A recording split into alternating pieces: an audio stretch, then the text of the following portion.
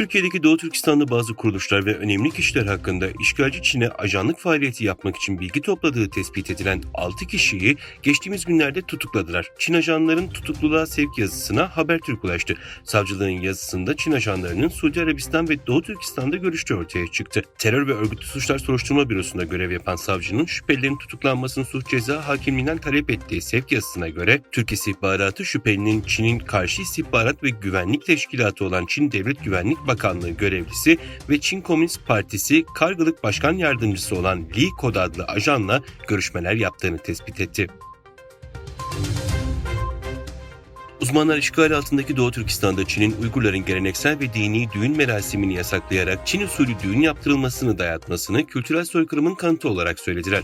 Çin hükümetinin propagandasıyla Doğu Türkistan'dan yayınlanan kısa videolardan bazıları Uygurları Çince konuşmaya, Çince giyinmeye, Çince yaşamaya, Çin bayramlarını kutlamaya ve hatta Çin ulusal bedeni ve Çin kültürel kimliği oluşturma kisvesi altında düğünleri Çince kutlamaya zorladıklarını ortaya koyuyor.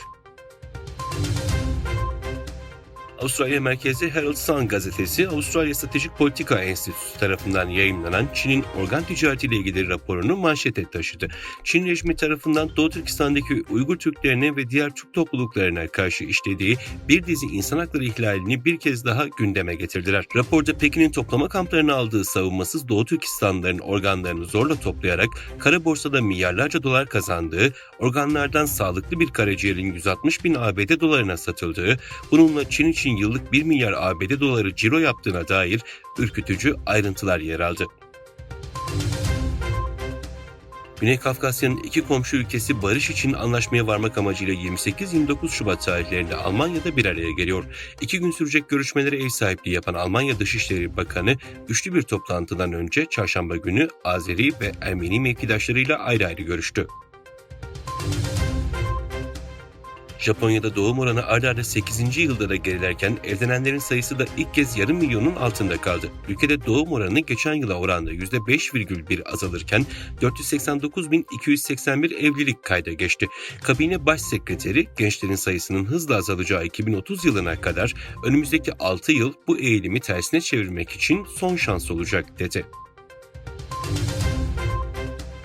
Avrupa Parlamentosu ilk kez İsrail'in saldırılarını sürdürdüğü Gazze'de acil ve kalıcı ateşkes çağrısında bulundu. Avrupa Parlamentosu Genel Kurulu'nda dünyada insan hakları ve demokrasinin durumuyla AB'nin buna yönelik politikası konusunda hazırlanan 2023 raporu 265 lehte, 253 aleyhte ve 10 çekimser oyla kabul edildi.